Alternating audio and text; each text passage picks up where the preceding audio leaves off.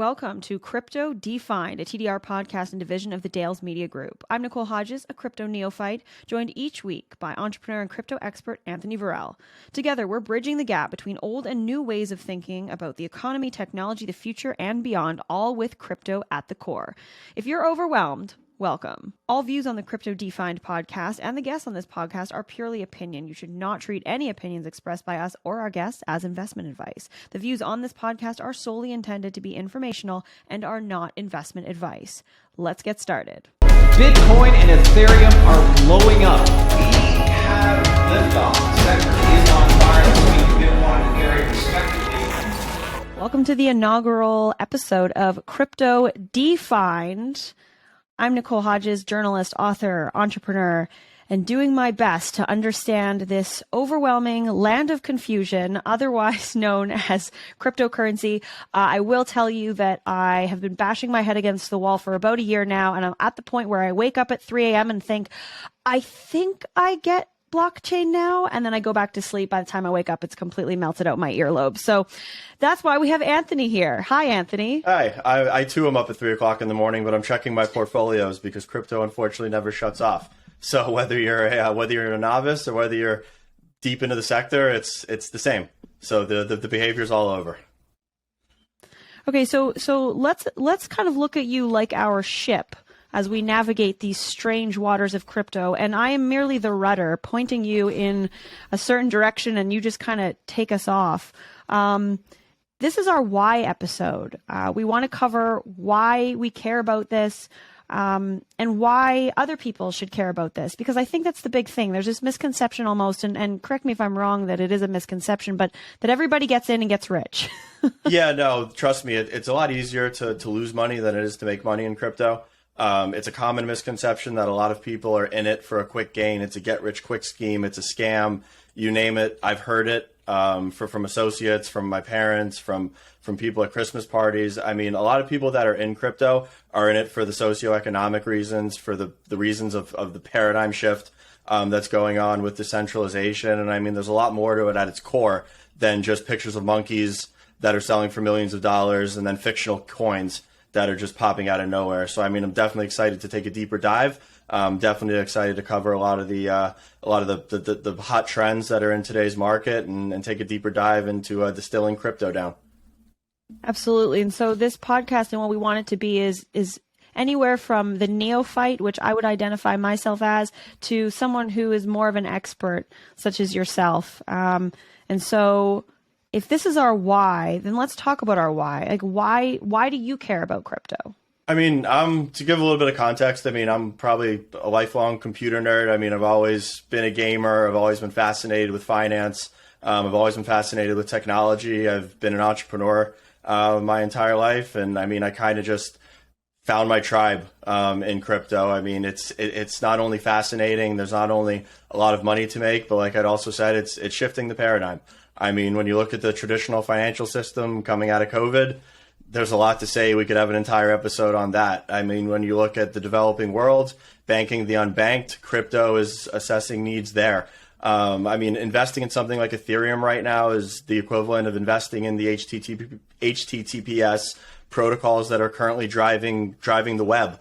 Web3 is here. Web3 is growing, and Web3 is really going to be where we take that next step in our technological evolution as a species. And I mean, crypto is allowing individuals at the base level to participate in those trends. And I saw that and just jumped in headfirst. Absolutely. And I think something, that you kind of touched on, which is a similar reason why I am interested in it, is its true promise of a secure, decentralized currency that's free from the grasp of government. And yeah.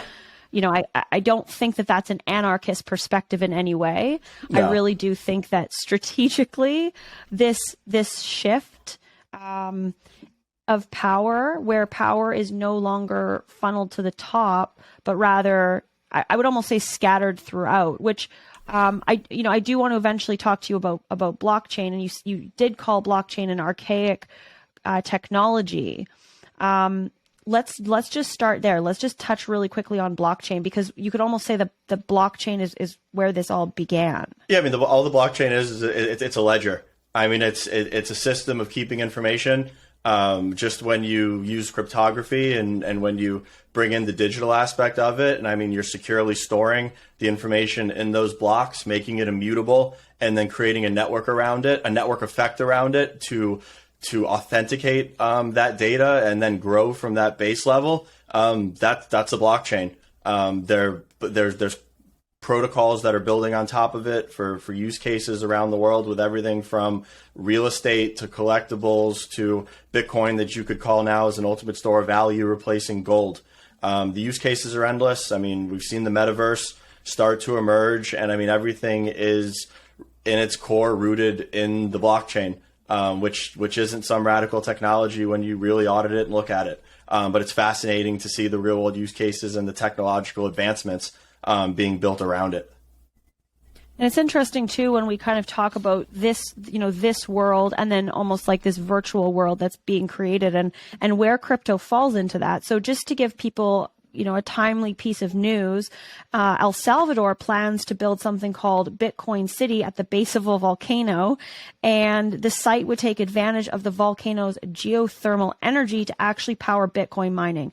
Yep. Now, if anybody walked into this conversation with absolutely no context of what we're talking about, that's going to sound like the premise of a really strange dystopian movie. Yeah. But that's Very. not the case. Very. So we have that. So let's just put that off to the side for a moment before we deconstruct it. And then we look at something like Decentraland, which you described as this metaverse platform. And that's powered by Ethereum blockchain, where users can create, experience, and monetize content and applications in this like digital world. Yeah. So first of all, I want you to, and this is going to be your role. This is it, people. Yeah. I'm going to say lots of things that seem really complicated, and Anthony's going to break it down for you. And this is how we're going to work in tandem, and we're all going to get where we need to go. So what do you think about crypto in the real world, like we're seeing with El Salvador, versus crypto in this metaverse, where it's actually being used as an economic tool? What can it be used for? You could argue that they're being leveraged in economic tools in both scenarios. So, I mean, when you look at El Salvador, I mean, they're using Bitcoin to transact. They're using Bitcoin as a means of mining it and then distributing the rewards to their citizens. And they're literally using it as a national currency. When you look at it in the Decentraland aspect, I mean, I'm an owner of land in Decentraland. I decided to buy land as it's a scarce resource in real life. So why do you not keep that same thesis in the metaverse? So I mean, Decentraland is its own metaverse platform where you can go in and buy land. You can plug into it per se. You can interact with the other users that are in Decentraland, and you can build on your land. So for instance, if I wanted to build a cannabis dispensary, if I wanted to build a card shop, and if I wanted to start to bring products to market via NFT, I could spin up a shop and I could start to generate commerce within the metaverse. I mean, people are doing this now. People are leveraging wearables in the metaverse. People are leveraging consumables in the metaverse. So for instance, there's an NFT project that came out called BYO Pills. Now, each of these pills elicits a unique psychedelic experience when you're in VR, and that can only be utilized in the metaverse. And that's an experiential form of crypto, which I mean, I wasn't too sold on out of the gate, but I mean, a lot of people are bullish on the project, and a lot of people are taking notice. So I mean, there's the opportunity for upwards mobility in the metaverse is exponential as far as what you can do with it. I mean, think of everything that we do in real life, you can apply there and more. Right. So it's almost like there's an entire economy being created in the metaverse. Absolutely. But I mean, you can think of crypto as each of these blockchains are building economies on top of them.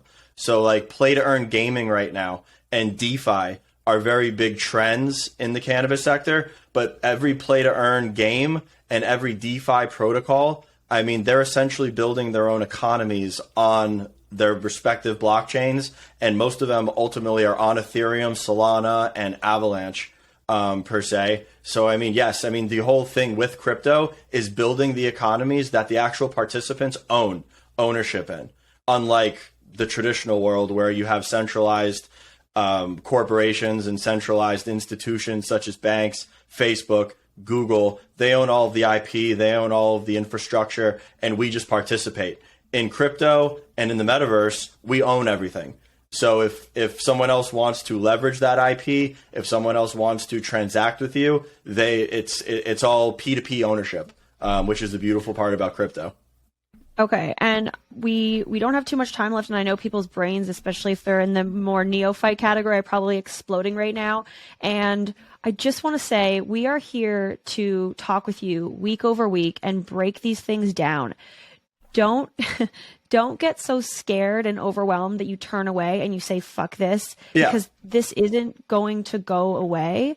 And just start to pick at it slowly. And Anthony and I are here to help you. I'm only a year into this. And so I'm going to ask the questions that you really want to know. And we want to take those questions from you every week so we can start to really break down this, because there's a lot of jargon. And right, Anthony, you and I were talking last week. This is its own language at this point. Oh, yeah. It's absolutely its own language. It's its own language. It's its own lingo. I mean, if you go on crypto Twitter and you start to interact with a lot of the NFT guys in the space, I mean, they all have our own language. It's now GM, which is good morning. NGMI, not going to make it. WAGMI, we're all going to make it. There's an inherent lingo to the space, and that's on the primitive level. Once we start to talk about blockchains, staking, yield farming, debasing coins, I mean, it gets very scientifically and financially driven in the semantics. But I mean, when you really distill it down and when we really start to break down that stuff, it's a lot less daunting than it seems on its base layer. So in terms of human evolution, from what we know so far, are we at like the Neolithic phase? Are we putting handprints on cave walls right now, or are we Egyptians, drawing hieroglyphs? Like, where are we at? I mean, I think we're somewhere in the middle. I mean, I like to think of participating right now in the crypto economy as more like your beta testing. A lot of these platforms have yet to be proven that they can actually last in the real world. A lot of these platforms have yet to be proven that they can scale and that they're actually going to do what they say they're doing. I mean, I look at everything right now that I'm involved with as a true beta test and a beta user, which, I mean, you can take back to what I said with computer gaming. I mean, with every game, there's a beta launch and then everybody usually transitions into the alpha. And I mean, I think that's what we're going to see. I mean, not to be ominous, but I mean, this is the tech bubble. This is 1999 all over again. You're going to see a 10-car pileup, and 98% of these companies and protocols probably won't be there. But it's the 2% that make it are going to change the world. So, I mean, if you want to participate in that and you want to take an educated approach to it and understand it, then this podcast is going to bring merit to you. If you don't, and what I said sounds scary, it doesn't fit your investment thesis, then crypto's not made for you. You're better off going and buying an Ethereum or a Bitcoin ETF in your brokerage account and be more the better. But we're definitely here to break things down and make it palatable for the layperson to actually understand crypto and ultimately participate. And that's a perfect segue into this last section of this inaugural podcast. But let's talk a little bit about a beginner's toolkit. Something you said to me was that everything you're doing now, you taught yourself, which I think is really important because especially when it comes to finances, it almost seems like this club that so many of us have been locked out of, where we're almost told like, that's not for you, don't worry about it. Yeah. And so many of us are left not feeling in control of our finances at all, where you're saying, hey, there's some basic tools that you have access to right now, regardless of your economic status, that you can use to start bringing more wealth or even just knowledge into your life about what this all means. So lay out a beginner's toolkit of things that people can look into, download, or acquire between now and the next podcast, so then we can touch in on those and continue forward. Yeah, I mean, from a beginner's toolkit, I mean, I know a lot of people neglect Twitter. I did myself until about 6 months ago. Twitter is one of the best places to learn and just absorb information, both passively and actively. Discord, jumping into Discords and just participating and understanding and picking up on what's going on is another tool. I mean, CoinDesk, CoinMarketCap. There's a lot of informational resources out there. I mean, I've taught myself everything that I know about crypto through just learning. If you've got an appetite to learn and you've got an appetite to read And I mean, you want to actually start to participate, build the information base, build the understanding, and then open a Coinbase account, put $100 in it, then go download a MetaMask, and then just transfer small amounts of money, $10, just to show yourself that you can validate those transactions, and that you take baby steps, then graduate to buying an NFT, then maybe take some riskier moves with DeFi protocols. But I mean, you don't have to have hundreds of thousands of dollars to participate in this, and you sure as hell don't need to have hundreds of thousands of dollars to understand it. And the tools are definitely all out there. Awesome. We'll check back in on all of those things next week and put together a little checklist and see, we'll dive in a little deeper into each of those things and what they actually mean and what their uses are. But for this, I think this is a good amount of information. So other things that we're going to be touching in on this podcast are things like NFTs and how to buy them and what's the value of an NFT and what you actually do with them, what blockchain technology is and what the applications are, where you're going to see it in your life, what Bitcoin is, what other cryptocurrencies are, the whole lexicon around this new developing way to buy and sell and engage both online and offline. Anthony, thank you so much for being welcome. the one who's going to guide us through this. Any closing words from you? No, I look forward to us all making it. Understanding crypto more as a whole, and then ultimately just onboarding more participants, because I mean, the on-ramps are there. Everyone should be participating in the crypto economy to some degree. And I mean, if you're not now, you're going to be later. It's coming. I mean, it's the next technological revolution that we're looking dead in the face right now. So definitely look forward to, deploying my expertise in the podcast and bringing some perspective to the sector. It's coming. It is. Thanks, Anthony.